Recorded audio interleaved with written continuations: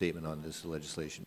Thank you, Mr. Chairman. Mr. Chairman, when we had a hearing on this bill, I brought up the issue that one of the principal factors driving up prices for consumers was speculation. There was a little disbelief from some on the other side of the aisle. And I'd just like to quote a Reuters story based on Goldman Sachs estimates, and they're saying that every million barrels of oil held by speculators contributes to an 8 to 10 cent per barrel rise in oil prices, and there have been as many as 100 million barrels of oil held by financial services firms, speculators, and hedge funds, which translates to a pretty hefty increase at the pump for consumers.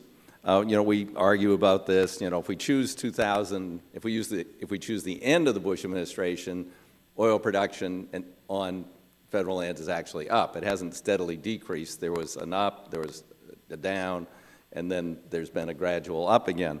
So the base year is a little tricky here.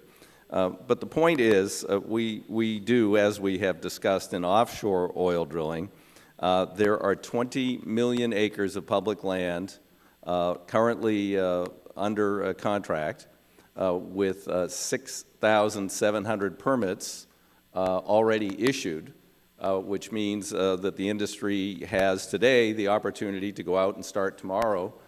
Since they've already filed operating plans, they have all the approvals necessary on any of those 6,700 permits. And obviously, there are probably more permits in process on others of those acres, of the 20 million acres. So I would suggest that what we don't have here is a dearth of production or opportunities to produce on federal lands, but the fact that the industry is sitting on these many millions of acres and these 6,700 permits. Now, the other side of the aisle again commented during that hearing saying, well, why would they have any incentive to do that? Well, the incentive is, does anybody think 5 years from today oil is going to be worth less than it is today? I don't know anybody who thinks that. So if you have a very low rent on these parcels and you sit on that asset, 5 years from today, it's going to be worth a heck of a lot more. I would suggest that if we want to incentivize production on existing leases on 20 million acres of federal land, we should modify the holding fees. And the longer you hold something, then the higher the rent. I mean, that would be one way to encourage production on those lands. I'd also note that the bill does elevate energy production above hunting, fishing, recreation, grazing, and many other multiple-use principles. And I think that would be a mistake, particularly for this committee, who has the charge of all of these federal lands, to elevate one use over and above all the other potential and possibly higher uses of that land.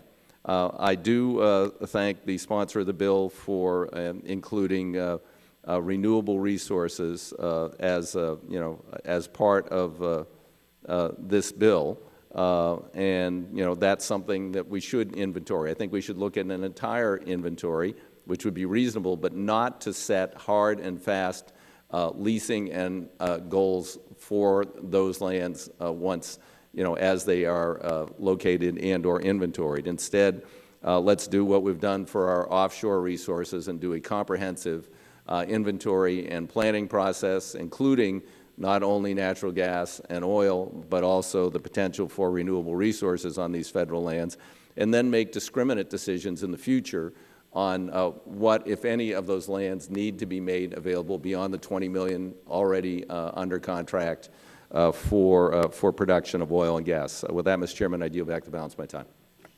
Is there further discussion on the bill? The sponsor of the legislation, the gentleman from Colorado, Mr. Tipton, is recognized.